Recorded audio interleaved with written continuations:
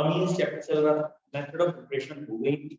Method of preparation में हमने main revise अगर करे हैं तो Hoffmann bromamide degradation name reaction हुआ क्या था इसमें। हॉफमैन ब्रोमोमाइड में अमाइड की रिएक्शन NaOBr या NaOHNPr2 से करेंगे तो अमीन्स बनेंगी एक कार्बन कम। हॉफमैन अमोनोलिसिस याद आ गया। अल्कोहल की भी कर सकते हैं या एल्काइल हैलाइड की अमोनिया से फिर प्राइमरी अमीन सेकेंडरी अमीन बनती है वो। तीसरी name reaction Schmidt reaction RCOOH plus N3H, तो ये भी शिमिट नेम है। चौथी गैब्रियल थैलामाइड रिएक्शन, थैलामाइड किया उसकी रिएक्शन पहले KOH से की, पोटेशियम सॉल्ट बना RX से किया, फिर हाइड्रोलिसिस की। 4 नेम रिएक्शन। अगला रिडक्शन, किसी का रिडक्शन करते हैं जिसमें C और N जुड़े हों। 5 कंपाउंड मुझे ध्यान है कल हमने लिखे थे, या तो हम साइनाइड ले लें या इमीन्स ले लें या अमाइड ले लें, ऑक्साइन्स ले लें और नाइट्रोएल्केन्स ले लें। इन 5 में किसी का रिडक्शन करेंगे तो भी बनेगा। रिड्यूसिंग एजेंट NaCl काम करेगा, हाइड्रोजन इन निकल, सोडियम इन इथाइल। फिर केमिकल प्रॉपर्टी, हमने केमिकल प्रॉपर्टी में हमने पहले जनरल स्टार्ट किया है, डायरेक्ट बेसिक कैरेक्टर से नहीं किया था।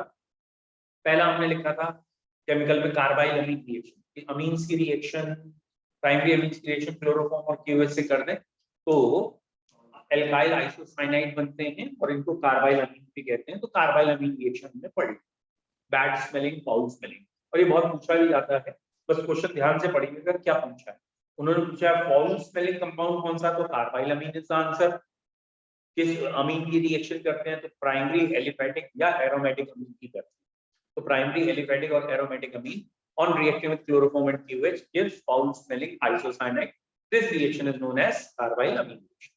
इसके अलावा हमने लिखा था एल्काइलेशन, जो हॉफमैन अमोनोलिसिस का ही टाइप था। और एल्काइलेशन में क्या था, एल्काइल हैलाइड की रिएक्शन प्राइमरी अमीन से करें तो सेकेंडरी अमीन बनेगा फॉलोड बाय टर्शियरी। इसी रिएक्शन का एक और पार्ट था that is termed as acylation. ठीक है, एल्काइलेशन का ही एक ऐसा पार्ट है दैट इज एसाइल ग्रुप आ जाना, एसाइलेशन। व्हाट इज एसाइल ग्रुप बेटा, केमिस्ट्री में ये वाला ग्रुप RCO ग्रुप, इस ग्रुप को बेसिकली एसाइल कहते हैं। यहाँ Cl भी लगा हो सकता है और यहाँ वोल्टवाइज O भी हो सकता है, व्हाटएवर। तो एसिड क्लोराइड या एनाइड्राइड की रिएक्शन है, स्पेशली जब एनाइड्राइड से आती है तो अच्छे बच्चे गलत करते हैं। तो what is acyl group, this group is acyl group.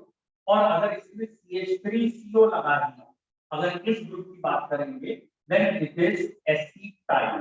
तो ACYL एसाइल की जगह एक पर्टिकुलर या प्रिसाइजली CH3CO जब आएगा then it is acetyl group. तो एसाइल और एसिटाइल ये अलग ना। ये एसाइल ग्रुप या एसाइलेशन या एसिटाइलेशन क्या है, ये रहा बेटा RCOCl। इसकी रिएक्शन हमने कह दिया आपसे प्राइमरी अमीन से, हम अमीन की केमिकल प्रॉपर्टीज पढ़ रहे हैं। तो यहाँ से H और ये Cl निकल गया और ये HCl निकलने के बाद RCONHR,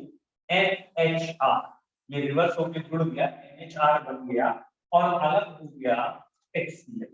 बेटा ये वाला जो ग्रुप बना है या इस कंपाउंड में, इस अमीन में ये वाला ग्रुप आके जुड़ा है H हटने की वजह से, तो दिस ग्रुप या इस चीज को हम कह रहे हैं एसाइलेशन। और यही एसिटाइलेशन कब कहलाएगा, अगर यही CH3COCl की रिएक्शन प्राइमरी अमीन से हो रही होगी तो यहाँ पे CH3CONHR, देन ये एसिटाइल ग्रुप आ जाता है यहाँ, तो ये कहलाता है एसिटाइलेशन। ठीक है, तो एसाइलेशन में एसाइल ग्रुप आ जाता है, RCO ग्रुप, एसिटाइलेशन में एसिटाइल ग्रुप आ गया, CH3CO ग्रुप। बेंजोइलेशन होता तो, अगर बेंजोइलेशन होता तो कई बच्चे ये सही से नहीं लिख पाते, तो आपको क्लियर हो। This group is benzoyl group, ये वाला ग्रुप बेंजोइल ग्रुप है और इसीलिए अगर इसकी प्राइमरी अमीन से रिएक्शन होगी then this reaction is known as benzoylation. फिलहाल what is the language and reaction, आपको क्या याद करना है एसिटाइलेशन में, व्हेन एसिड क्लोराइड या फिर सॉरी अमीन्स पढ़ रहे हैं ना तो हमें अमीन से कहना चाहिए, when primary amines are reacted with acid chloride और एनहाइड्राइड when amines या primary amines are reacted with acid chloride और anhydride, चाहे एसिड क्लोराइड से कर दें या एनहाइड्राइड से कर दें, एसिड क्लोराइड और एनहाइड्राइड, then बेटा ये जो प्रोडक्ट बन रहा है इसे क्या पढ़ेंगे आप? ये प्रोडक्ट क्या पढ़ा जाएगा? कॉमन सेंस की बात करना, CONH group. CONH group is amide group और ये नाइट्रोजन से एल्काइल लगा है, then N alkyl amide compounds are obtained when primary amine is reacted with acid chloride or anhydride, then N alkyl amide, nitrogen पे alkyl आ रहा है, N alkyl amides are obtained when primary amines are reacted with acid chloride or anhydride, then N alkyl amides obtained. N alkyl amides obtained. ठीक है, common sense है, ये एक nucleophilic substitution reaction है, तो हम यहाँ ये कह ही रहे हैं कि ये ग्रुप CONH ग्रुप का दिस ग्रुप का अटैक कर रहा है, तो ये वाली रिएक्शन न्यूक्लियोफिलिक सब्स्टिट्यूशन यानी SN है, और इसको ये दिखाने के लिए एसाइल ग्रुप भी है, कई जगह ऐसे भी लिख दिया जा रहा है nucleophilic acyl substitution, nucleophilic acyl substitution reaction. It is known as nucleophilic NuCleo, nucleophilic acyl substitution reaction.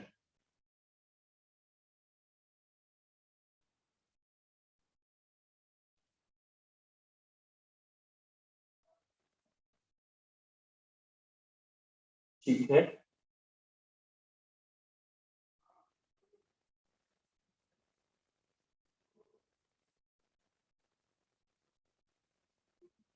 Next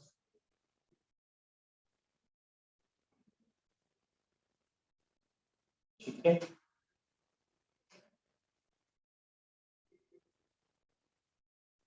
जल्दी लिखिए बेटा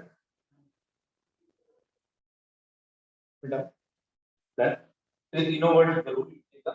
पहला वर्ड मैंने आपको ये बताया कि सिंपल एसाइलेशन, दूसरा वर्ड एसिटाइलेशन और तीसरा वर्ड बेंजोइलेशन। ठीक है, तीसरा बेंजोइलेशन। जैसे तो आप लोग कर लेंगे, फिर भी एक क्वेश्चन में बताऊंगा, आप करके देख लीजिए, कई बार बच्चे गलत करते हैं। लिख लीजिए क्वेश्चन बेटा, that is CH3CO acetic anhydride plus C2H5NH2 ethyl amine. फिर से बोल रहा हूं, acetic anhydride plus ethyl amine. मैंने देखा अधिकतर बच्चे एनहाइड्राइड से दूर भागते हैं, या एनहाइड्राइड के साथ भी रिएक्शन हो तो बहुत अच्छी तरीके से जो भी प्रोडक्ट बनेगा उसका आईयूपीएसी नेम बताया, give IUPAC name of the product form. यहाँ जो प्रोडक्ट है, हाँ बेटा वेरी गुड, सही है। यहाँ से एक H अलग होगा और वहां से पूरा CH3CO ग्रुप अलग और CH3CO NH2H5 आए, वेरी गुड, और साथ में एसिटिक एसिड भी बने। और इसका मैंने पूछा था, आपका नाम सही है, N-इथाइल, दो कार्बन का अमाइड है, इथेन अमाइड, N-इथाइल। डन। नेक्स्ट अगली रिएक्शन हमारी है basically distinguish between primary secondary and tertiary amine है कि हम अमीन्स को कैसे अंतर करते हैं 1 डिग्री 2 डिग्री 3 डिग्री, और उसके लिए एक रिएजेंट है which is known as, I hope तो आपको याद आ रहा हो, हिंसबर्ग रिएजेंट।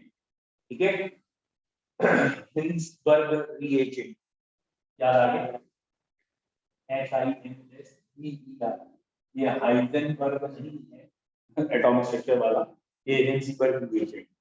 बेटा हिंसबर्ग रिएजेंट में याद रखना है, ये इसकी स्पेलिंग में बी आ रहा है और ये इतना ही पढ़ा था, BSc पढ़ा था, अब याद आया? इस रिएजेंट का नाम है BSC के फॉर्म है बेंजीन सल्फोनिल क्लोराइड। ये है Hinsberg reagent benzene sulphonyl chloride. What is benzene sulphonyl chloride? तो ये है C6H5SO2Cl। तो हिंसबर्ग रिएजेंट के हमने शॉर्ट फॉर्म बना रखी है 210 है, बेंजीन सल्फोनिल क्लोराइड 210 है। मतलब क्या है 210 कहने का, देखते हैं। जैसे ये लिखा है पिछली रिएक्शन से रिलेट करना आपको अगर कर पाए तो C6H5SO2Cl। बेटा ये पिछली रिएक्शन से अगर रिलेट करो तो पिछली वाली रिएक्शन में क्या था रिएक्टेंट हमारा CH3COCl यानी एसिड का क्लोराइड। तो ये वो ऑर्गेनिक एसिड का था, ये सल्फोनिक एसिड का क्लोराइड है, तो वही क्लोराइड। इसकी रिएक्शन हमने प्राइमरी से की, तो आई होप तो बताने की जरूरत नहीं है। पहला प्रोडक्ट क्या बना होगा C6H5SO2NHR बना होगा पहला product. Is it clear? I hope तो एकदम साफ क्लियर है कि अमाइड बना है, लेकिन ये कहलाएगा सल्फोनामाइड एन एल्काइल सल्फोनामाइड। इसीलिए मैंने कल वाली रिएक्शन या ये एसिटाइलेशन के बाद लिखा है ये अमाइड ही बना है, लेकिन एन एल्काइल सल्फोनामाइड। यहाँ पे ये वाली जो हाइड्रोजन है ना, ये नाइट्रोजन से अटैच है और ये एसिडिक नेचर की है, इसलिए ये NaOH में सॉल्युबल हो जाएगा और NaOH से रिएक्ट करके C6H5SO2 N ब्रैकेट में Na और ब्रैकेट के बाद R यानी सोडियम सॉल्ट ऑफ सल्फोनामाइड बन जाएगा। ये 100 R C6H5SO2Cl ये रही सेकेंडरी अमीन, इससे रिएक्ट करेगा, इसके पास हाइड्रोजन है और ये बना देगा C6H5SO2NR। क्योंकि अब एक्टिव हाइड्रोजन है ही नहीं तो आगे ये डिसॉल्व नहीं। 210 मतलब C6H5SO2Cl टर्शरी अमीन से अगर रिएक्ट करें तो रिएक्शन नहीं है। आई होप तो अब आप समझ गए होंगे 210 में तो कर बोल चुका हूं क्या था कि प्राइमरी अमीन जो BSC रिएजेंट है या दैट इज हिंसबर्ग रिएजेंट है उससे दो बारी रिएक्ट कर लीजिए, या पहले रिएक्ट करता है फिर NaOH कंपाउंड बनता है, घुल भी जाता है, डिसॉल्व होकर सोडियम सॉल्ट बना देता है। सेकेंडरी अमीन एक बार रिएक्शन करता है लेकिन आगे NaOH नहीं मिलता, टर्शियरी अमीन रिएक्ट नहीं करता। तो हेडिंग करके लिखेंगे या reaction with benzene sulphonyl chloride or Hinsberg reagent. Reaction with benzene sulfonyl chloride or Hinsberg reagent. Benzene sulfonyl chloride or Hinsberg reagent. ठीक है?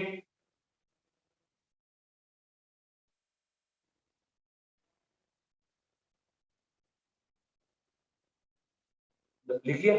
फिर आप क्या लिखेंगे? Primary amines with benzene short में BSC या Hinsberg reagent. Primary amines with Hinsberg reagent gives बेटा क्या देता है?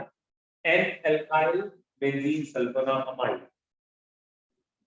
Primary amine with BSC gives N alkyl benzene sulfonamide which has acidic hydrogen. N alkyl benzene sulfonamide which has acidic hydrogen. इसमें acidic hydrogen है and which has acidic hydrogen and it is soluble in alkalis. ये NaOH में घुल जाता है and it is soluble in alkaline. ये alkaline bracket dissolve. ठीक है? Secondary amines with Hinsberg reagent. Secondary amine with Hinsberg reagent gives NN dialkyl sulfonamide. Gives NN dialkyl sulfonamide, but it is not soluble in alkaline.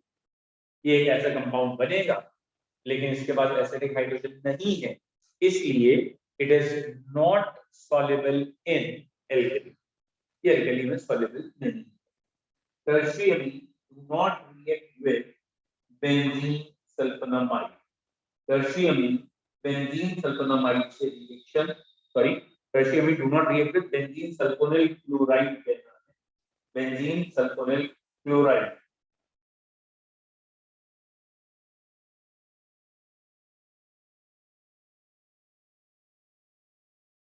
ठीक है, तो point क्या आ गया, और नहीं तो अगर आपको समझ में आ गया पॉइंट क्या है, this reagent is used to distinguish between 1 degree, 2 degree, 3 degree amines. This reaction is used to distinguish 1 degree, 2 degree, 3 degree amine. और आजकल इससे ज्यादा लेटेस्ट ये यूज किया जा रहा है, ये जो है ना, ये है बेंजीन सल्फोनिल क्लोराइड, और बेटा अगर यहाँ CH3 लगा दूं ये कहलाएगा टोलिन सल्फोनिल क्लोराइड, और एनसीईआरटी में आपको मालूम है एक पॉइंट दे रखा है, nowadays toluene sulphonyl chloride is preferred over this. बात हुई है, रिएक्शन फास्ट हो रही होगी या जो भी है, this reagent is still little bit more better than this, तो यू नो लिखा है एनसीईआरटी ने, ठीक है, कि पैरा टोलिन सल्फोनिल क्लोराइड आजकल यूज कर रहे हैं, तो याद रखिए अच्छा है। तो ये वाली रिएक्शन यूज करेंगे तो डिस्टिंग्विश हो जाएगा 1 डिग्री, 2 डिग्री अमीन्स। अब हमें इसकी जो एनसीईआरटी में यहाँ है उसमें पहली रिएक्शन की होती है उसे डिस्कस करेंगे, which is termed as basic character of amine. तो अमीन्स में नाइट्रोजन के पास ग्रुप पेयर है, इसकी वजह से इसमें बेसिक कैरेक्टर, तो अगली हेडिंग आपकी होगी बेसिक कैरेक्टर ऑफ अमीन्स, ठीक है, बेसिक कैरेक्टर ऑफ अमीन्स। तो आई होप सो आपको क्लियर क्या है बेसिक कैरेक्टर ऑफ अमीन, कि भैया इसके पास यहाँ लूप पेयर है और ये लूप पेयर डोनेट होता है, ये किसी भी एसिड से या एचाइन से रिएक्ट करके एसिड प्रोडक्ट बना सकता है, और क्योंकि एचाइन एक्सेप्ट कर सकता है तो ये बेसिक नेचर का है। तो अगली हेडिंग हमारी बेसिक कैरेक्टर ऑफ अमीन्स ना। अब इसको हम स्टार्ट करते हैं कि भाई बेसिक कैरेक्टर किस किस बात पे डिपेंड करता है। तो बच्चों बेसिक कैरेक्टर इन जनरल अगर हम बात करें तो इंडक्टिव इफेक्ट पे डिपेंड करें, आई होप तो सभी को याद हो, क्योंकि अब आप काफी आगे पहुंच चुके हैं तो आपको याद होना चाहिए। एसिडिक कैरेक्टर के लिए माइनस आई इफेक्ट ज्यादा, तो बेसिक कैरेक्टर के लिए प्लस आई ज्यादा हो, तो इंडक्टिव इफेक्ट से बेसिक कैरेक्टर आ सकता है। दूसरा होता है यहाँ पे, इसको हम इंपॉर्टेंट मान के चलते हैं, दैट इज स्टेरिक हिंड्रेंस, ठीक है, हिंड्रेंस, ठीक है, what is steric hindrance, space में रुकावट आना। तो व्हाट इज स्टेरिक हिंड्रेंस की 3 डायमेंशन स्पेस में जो डिस्टेंस है, तो कोई भी ग्रुप अगर अटैक करना चाहता है तो उसे भी एक मिनिमम साइज चाहिए, स्पेस चाहिए कि वो जाके अटैक कर पाए। तो स्पेस में अगर 3 डायमेंशन स्पेस में अगर उतनी जगह नहीं है, उतनी कैविटी नहीं है, या ग्रुप का लगातार मूवमेंट है, तो हम ये कहते हैं स्टेरिक हिंड्रेंस। सिंपल भाषा में समझो, ऐसे समझना बड़ा मुश्किल है, कि जैसे ये पंखा लगा हुआ है और इस पंखे के ये 3 ब्लेड्स विंग्स, ठीक है, और लेट्स सपोज एकदम नखा मतलब बहुत कम जगह हमने छोड़ी है विंग्स के इधर और इधर, बहुत कम जगह है, पंखा चल सकता है, और यहाँ पे लेट्स सपोज 2000 की नोट लगा, ठीक है, और कहा है कोई बात नहीं है विंग्स के बीच कैविटी तो है ना, आप यहाँ से जाएगा ले आइएगा, कोई दिक्कत नहीं है, डन कर सकते हैं। पर शर्त ये है, ये काम तभी करना है, पैसे आपको तभी निकालने जब पंखा चल रहा हो। जब जैसा पंखा चल रहा है तो विंग्स में डिस्टेंस उतनी गैप थोड़ी कम हो जाएगा, बट इसका जो मूवमेंट होगा वो इतनी तेज होगा कि अगर आप ये लालच करेंगे तो कटवट सकते हैं, गड़बड़ हो सकती है। तो जगह है, बट इनके मूवमेंट की वजह से कहीं ना कहीं रुकावट आ, तो ये वाली चीज कहलाती है स्टेरिक हिंड्रेंस, कि एल्काइल ग्रुप जो है उनके जो हाइड्रोजन है सिंगल बॉन्ड से जुड़े हैं वो थोड़ा रैंडमली मूव करते हैं, जिसकी वजह से लोन पे डोनेशन में मुश्किल आती है और बेसिक कैरेक्टर कम होता है। This is steric hindrance. इसके अलावा हाइड्रोजन बॉन्डिंग, भाई अगर किसी में हाइड्रोजन बॉन्डिंग हो गई तो भाई वो लोन पे उस हाइड्रोजन से बॉन्ड हो गए, यानी ये है प्राइमरी अमीन। इसके बाद ये लोन पेयर, लेट्स सपोज दूसरा मॉलिक्यूल आया और दूसरे मॉलिक्यूल में ये कंडीशन देखी रही है, और हमें ये मालूम नहीं ये वाली कंडीशन कि अगर हाइड्रोजन दो इलेक्ट्रोनेगेटिव एटम के बीच में आए, एक से वो जुड़ा हो कोवलेंट बॉन्ड से, तो दूसरी तरफ जो अट्रैक्शन होता है वो हाइड्रोजन बॉन्ड होता है। हाइड्रोजन बॉन्ड कराता है तो लोन पेयर ये भाई, तो अगर ये लोन पेयर यहाँ इन्वॉल्व हो गया तो लोन पेयर डोनेट नहीं होगा। तो इसीलिए जब भी हाइड्रोजन बॉन्डिंग आएगी तो अमीन्स का बेसिक कैरेक्टर्स कम होंगे। तो basic character of amines depends on basically three factor. Obviously पहला फैक्टर में इंडक्टिव यानी मीसोमेरिक इंडक्टिव दोनों की बात कर रहा हूं कि इंडक्टिव या मीसोमेरिक है, यानी इलेक्ट्रॉन का जो मूवमेंट है वो है। दूसरा है स्टेरिक हिंड्रेंस और तीसरा है हाइड्रोजन बॉन्डिंग। तो एक एक करके हम अगर बात करें, यानी बेटा अगर हम सिंपल बात करें कि एलिफैटिक और एरोमेटिक अमीन में कौन ज्यादा बेसिक है, एलिफैटिक और एरोमेटिक अमीन में कौन ज्यादा बेसिक है। तो आई होप तो सभी को क्लियर होना चाहिए, aliphatic amines are more basic than aromatic. कोई डाउट होना नहीं चाहिए, क्यों? ये सिंपल सी बात है। एलिफैटिक अमीन यानी ये रहा RNH2 प्राइमरी सेकेंडरी टर्शियरी कोई भी। एरोमेटिक अमीन का मतलब ये रहा C6NH2 यानी एरोमेटिक अमीन में लोन पेयर जाएंगे जाएंगे, प्लस एम इफेक्ट है NH2 ग्रुप का, ये लोन पेयर आगे जाते हैं और हाईली प्लस है, तो भैया बेसिक कैरेक्टर कम होगा। तो बेसिक कैरेक्टर एलिफैटिक अमीन का ज्यादा है क्योंकि lone pair available for donation है। एरोमेटिक में ये लोन पेयर अवेलेबल नहीं है ड्यू टू रेजोनेंस। तो बेसिक कैरेक्टर में यहां तक क्लियर डन। अब हम दोनों को अलग अलग डिस्कस करेंगे, एलिफैटिक को अलग, एरोमेटिक को अलग। जब हम एलिफैटिक को डिस्कस करेंगे तभी इन तीनों पॉइंट को सोचेंगे। एरोमेटिक में जनरली हम स्टेरिक हिंड्रेंस हाइड्रोजन बॉन्डिंग को कम सोचते हैं, भले एरोमेटिक में एक इफेक्ट और लगता है SIR effect, steric inhibition of resonance लगता है, बस एक वो स्पेशल केस है बता देंगे। तो फिलहाल हम पहली बात कर रहे हैं कि एलिफैटिक अमीन में कौन ज्यादा बेसिक है कौन कम बेसिक है। तो इसका तीन आंसर आपको याद है। पहला आंसर है vapour phase. What is vapour phase? तो एनसीईआरटी ने ये दे रखा है कि अगर वेपर फेज है तो उस समय ना तो तुम्हें स्टेरिक हिंड्रेंस सोचनी है ना तुम्हें हाइड्रोजन बॉन्डिंग सोचनी है, तुम्हें ये दोनों सोचने ही है, खाली इंडक्टिव फेज से आंसर करना है। और इसलिए आपकी टर्शियरी अमीन ज्यादा बेसिक है, फिर सेकेंडरी अमीन है, फिर प्राइमरी अमीन है, फिर अमीन है। तो अगर वेपर फेज का क्वेश्चन है, स्पेशली कहा गया है वेपर फेज, तो हमें कुछ नहीं सोचना, 3 degree amines are more basic than 2 degree than 1।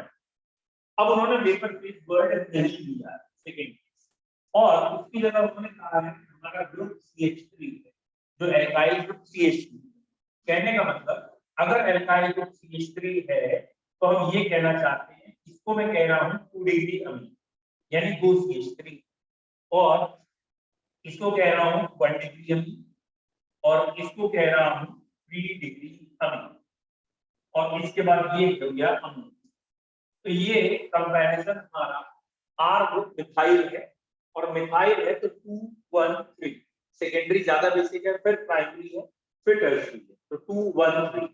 लेकिन अगर R ग्रुप हमारा मिथाइल हो जाए, यही CH3 की जगह अगर आप C2H5 लिख चुके हैं और यहाँ बेसिक कैरेक्टर के कहा गया है, तो यहाँ पे पहले 2 आएगा, फिर 3 आएगा, ठीक है, और फिर 1 आएगा, और फिर अमोनिया आएगा, ठीक है, यहाँ NH2 1 फिर अमोनिया। तो अल्टीमेटली हम शॉर्ट में क्या लिख सकते थे बेटा? हम शॉर्ट में ये लिख सकते थे, एक आंसर है 2 1 3 और एक है 2 3 1। नाम से क्लियर है, 2 तो कॉमन ही है, एक में 13 है, एक में 31 है, बड़े के लिए बड़ा छोटे के लिए छोटा।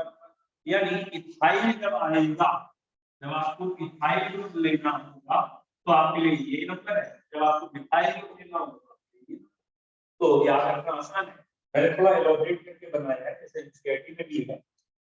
तो अब हम थोड़ा बहुत लिख लेते हैं, फिर इस पे आ जाएंगे एरोमेटिक, ठीक है। तो लिख लीजिए, अगर आप लिखना है तो पहली हेडिंग हो गई बेसिक कैरेक्टर।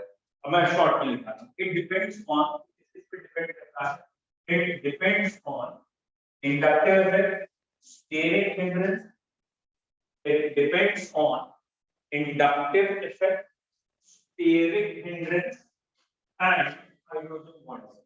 इस पे डिपेंड कर रहा है बच्चों inductive effect, steric hindrance and hydrogen bond. It depends on inductive effect, steric hindrance and hydrogen bond.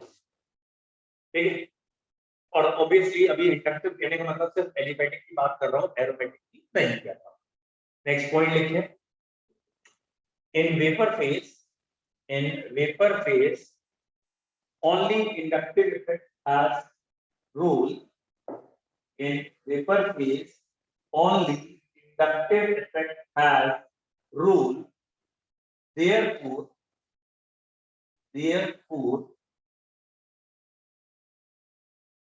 okay, therefore the order of basic character is 3 degree, 2 degree, 1 degree, then ammonia.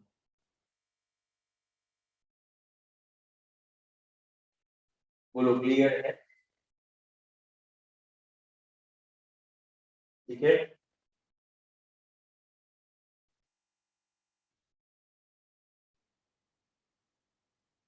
ठीक है. Yes sir. अच्छा बच्चों, चलो इसमें discuss करके देख लेते हैं. वैसे तो आप आई होप तो समझदार हैं. बताओ, अगर खाली हाइड्रोजन बॉन्डिंग को देखते हैं, मतलब हम कह रहे हैं तो दे कि इंडक्टिव इफेक्ट को नेग्लिजिबल कर दो और स्टेरिक हिंड्रेंस को भी नेग्लिजिबल कर दो, तो बताओ कौन सा ज्यादा बेसिक? Very good. क्यों?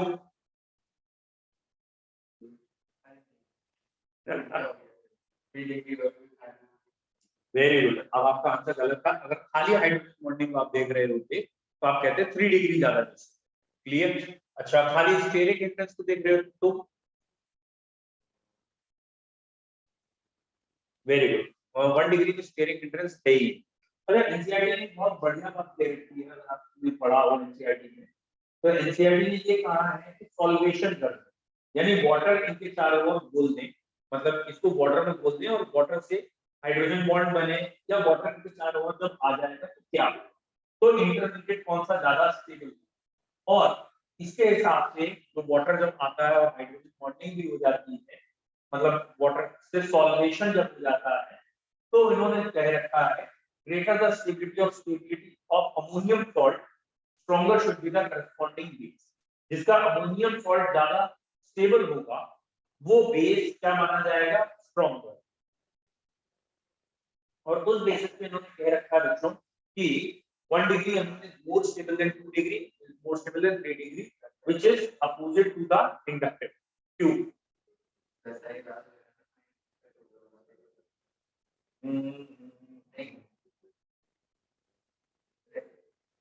चलिए मैं बता देता हूँ. मैं एक बार बोर्ड पे बता देता हूँ. बहुत अच्छा पॉइंट है, एनसीईआरटी का है, इसलिए और वैसे तो कई बच्चों को एक ही बार में जैसे बताऊँ समझ में आ जाएगा. ये एनसीईआरटी का ये जरूरत, ये बहुत छुपा के जरा सा एक लाइन लिख देगी और उसके बाद कहेगी देखा हमने तो पढ़ाया, तुमने नहीं पढ़ा होगा. ये है बच्चों RNH, ये है प्राइमरी. यहाँ तक क्लियर है? अब जरा ध्यान देना, मैं गलती नहीं करना. ये रहा वाटर, ये वाले ऑक्सीजन और हाइड्रोजन जुड़े हैं कोवैलेंट बॉन्ड से, और फिर ये हाइड्रोजन बॉन्ड जुड़ गया एक और वाटर, बोलो सॉरी, एक और वाटर. ये वाटर कैसे बनाना था? OH. ये वाला हाइड्रोजन मतलब ठीक है कोवैलेंट बॉन्ड, और एक और वाटर OH. डन. अब नाइट्रोजन में कौन सा चार्ज है? तो ये नाइट्रोजन या ये वाला कैटाइन जो बना है, ये यहाँ से भी हाइड्रोजन बॉन्ड बना के, यहाँ से भी हाइड्रोजन बॉन्ड बना के, यहाँ से भी हाइड्रोजन बॉन्ड बना के, तीनों तरफ से हाइड्रोजन बॉन्ड बना के क्या हुआ? स्टेबल. जबकि अगर ये सेकेंडरी अमीन होता ना, आपको अगर समझ में आ गया हो, तो यहाँ से वाटर एक हाइड्रोजन बॉन्ड बना लेते चलिए, और एक लोन पेयर की वजह से हाइड्रोजन बॉन्ड बना लेते, वही तो बनता. और अगर टर्शियरी अमीन आता तो एक ही बात. तो कौन सा कैटाइन ज्यादा स्टेबल? तो 1 डिग्री अमीन का कैटाइन सबसे ज्यादा स्टेबल है, 2 डिग्री अमीन का 3 डिग्री. तो सॉल्वेशन के हिसाब से अगर आप देखोगे तो which is more basic? 1 degree. Note करके लिख लो भैया एनसीईआरटी का पॉइंट. ठीक है, इसे पॉइंट करके if we consider solvation, if we consider solvation, ठीक है, solvation, तो लिखें the greater the size of ion, lesser will be its solvation, greater the size of ion, lesser will be its solvation, उतना ही इसका solvation कम होगा, the greater the size of ion, lesser will be its solvation, therefore lesser the stability of ion, greater the size of ion, lesser its solvation, lesser its stability. अब आप चाहें तो बेटा ये तीनों बना लें, मैंने प्राइमरी सेकेंडरी दो बना दिए हैं और टर्शियरी भी बना लें, तो आपको दिखेगा इसमें सॉल्वेशन बहुत ज्यादा है, इसमें सॉल्वेशन इससे कम है और ऑब्वियसली टर्शियरी में सॉल्वेशन और therefore stability order of amines या बेसिक कैरेक्टर ऑफ अमीन्स आ रहा है 1 डिग्री 2 डिग्री 3 डिग्री, ये भैया पॉइंट याद कर लो, ये बड़ा इंपॉर्टेंट है। अगर सॉल्वेशन के हिसाब से कहा तो आप अच्छा गलती कर सकता है।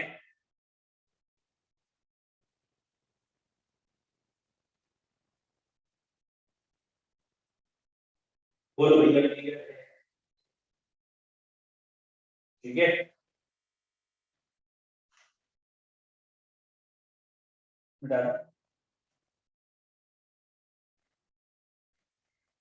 ओके अच्छा ये दो पॉइंट लिखना है, लिख लो, अगर लिखिए ठीक है, नहीं लिख लीजिएगा ये वाले दो पॉइंट, ठीक है। If we consider steric hindrance, inductive effect and hydrogen bonding all together, then the resulting order of basic character is this. अगर हम तीनों को इन्वॉल्व करके फिर रिजल्टिंग देखें बेसिक कैरेक्टर का, तो ये आंसर आएगा।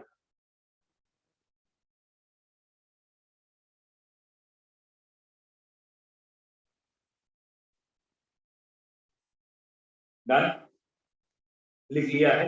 एक वर्ड है 213, एक है 231, अगर R इथाइल है तो 213, R इथाइल है तो 231। नेक्स्ट लिखें एलिफैटिक और एरोमेटिक का कंपैरिजन, लिखें aromatic amines are weaker bases than aliphatic amines, aromatic amines are आप देख लो इतने नोट्स किए कल कुछ शेड्यूल मैच हो जाएगा, कोई दिक्कत नहीं, नेक्स्ट बार मैच नहीं मैंने इसलिए पूछ लिया जैसे नेक्स्ट वीक कर देते मैंने संडे टेस्ट को मैं सैटरडे फिजिक्स को भी फ्राइडे बायो भी, तो नेक्स्ट वीक ट्यूसडे को रखते हैं, तो दो क्लासेस में हो जाएगा कोई नहीं, हमें सिलेबस लगती है हो जाएगा, ठीक है बच्चों। तो एलिफैटिक और एरोमेटिक में aliphatic amines are more basic than aromatic, और आपने रीजन लिख लिया होगा ड्यू टू रेजोनेंस, तो यहाँ रेजोनेंस से तो बेसिक कैरेक्टर कम है, these are more basic. Now अब बेटा एरोमेटिक में थोड़ा सा डीप में जाना पड़ेगा, थोड़ा सा ज्यादा नहीं जाएंगे, लिटिल थोड़ा डीप जाते हैं भैया। पहला पॉइंट, अब ये रही एरोमेटिक अमीन, इसका नाम है एनीलीन, ये है दूसरी एनीलीन और ये है तीसरी एनीलीन। पहले हम सिंपल क्वेश्चन करेंगे, धीरे धीरे इवॉल्व करेंगे।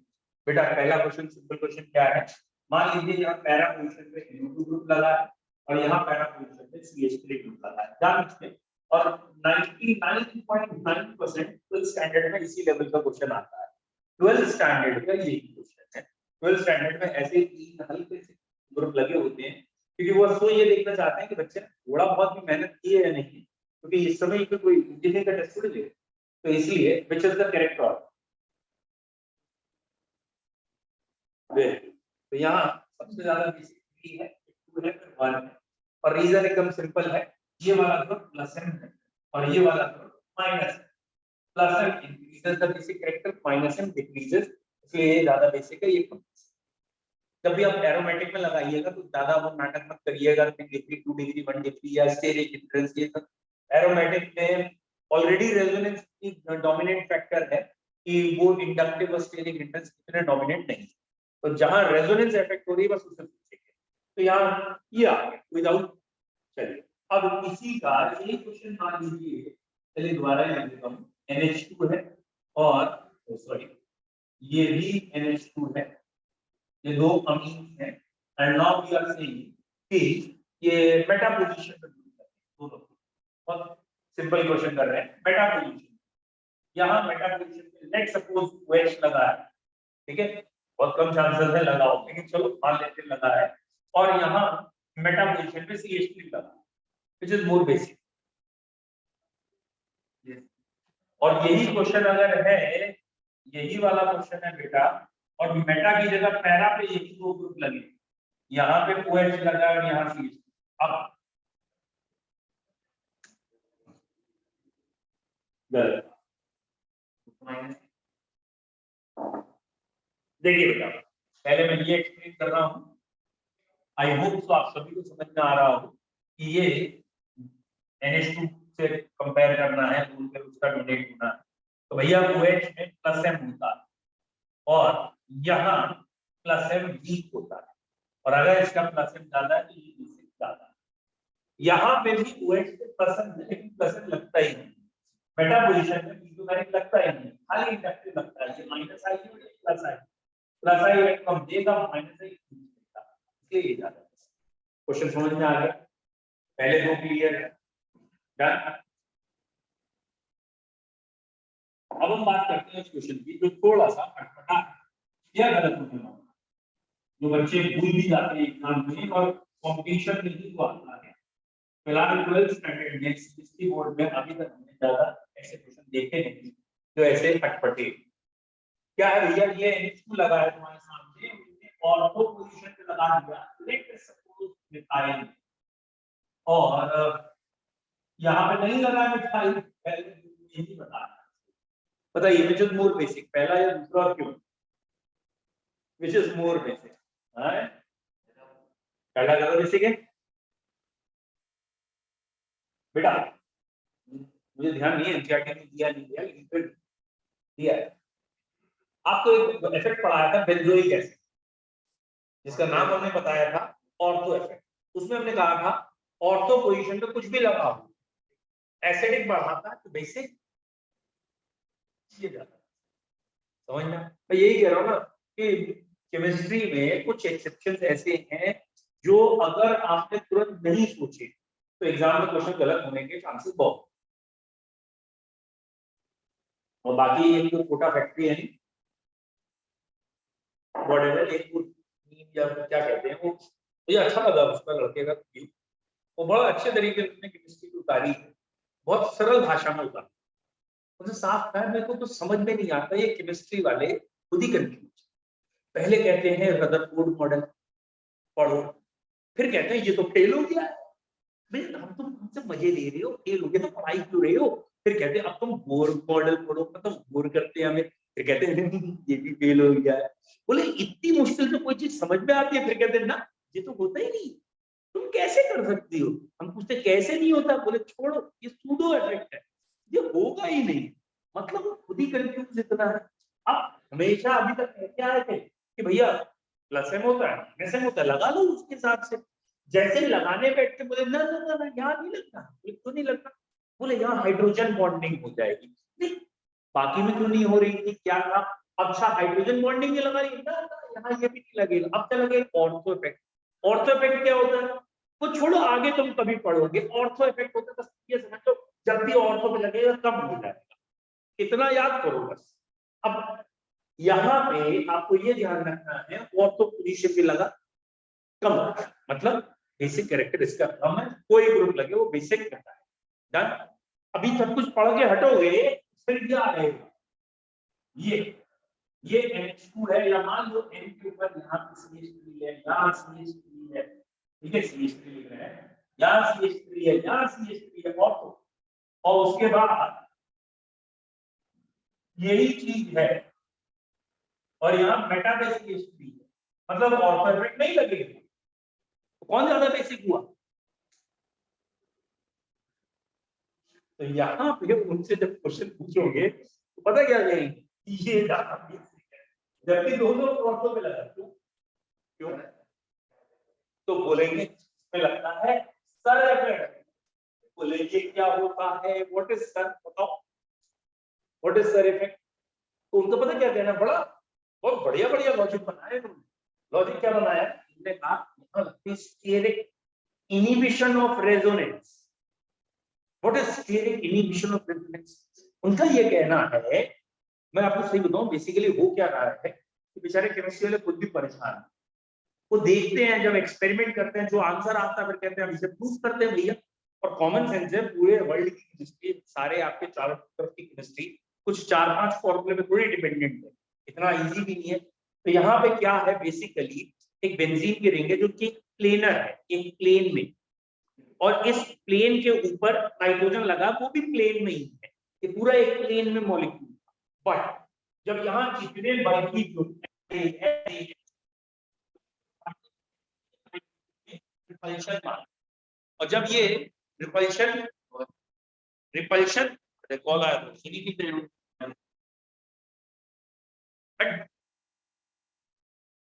जब ये रिपल्शन होता है तो बेटा क्या होता है कि नाइट्रोजन आउट ऑफ प्लेन चला जाता है। और रेजोनेंस तभी तक हो सकती है जब मॉलिक्यूल एक प्लेन में, और अगर ये वाला नाइट्रोजन आउट ऑफ प्लेन में चला गया तो रेजोनेंस नहीं होगी। रेजोनेंस नहीं होगी तो लोन पेयर वहीं मिल जाएंगे हमेशा। लोन पेयर मिलेंगे तो डोनेट होंगे, इसी करेक्ट आ जाएगा। तो जरा ध्यान रखना, स्टेरिक इनहिबिशन ऑफ रेजोनेंस अगर आएगा तो बेसिक करेक्टर बढ़ेगा। बट स्टिल मैं आपको सच्चाई बता रहा हूं, आपके 12th के एग्जाम में SIR नहीं आने वाला है, या ये वाले वर्ड्स नहीं आते, ठीक है। 12th के लिए नहीं है वो। अगर आप IIT और IIT में स्पेशली मेन से एडवांस की तैयारी करेंगे सभी आएगा। 22 दिन हुआ ऐसे बहुत डिटेल में बहुत सारे क्वेश्चन हैं, आपका नहीं आने ना। अब हाँ, मैंने वही तो कहा बहुत है। अब इसके बाद अब आपका आता है एरोमेटिक अमीन एनालिन केमिकल प्रॉपर्टी, जो हम कल पढ़ेंगे आज, ठीक है। तो कल हम पढ़ेंगे एनालिन की केमिकल बिहेवियर। चलो बच्चों, आज इतना ही रख रहे हैं। बेटा मेरे को बार बार कहने की जरूरत ना पड़े, और वैसे मैं आजकल में आपको कॉल भी कराने वाला हूँ। व्हाटएवर द ड्यूज, इसकी जो फीस रह गई खत्म कर दो रिवीजन शुरू होने से पहले।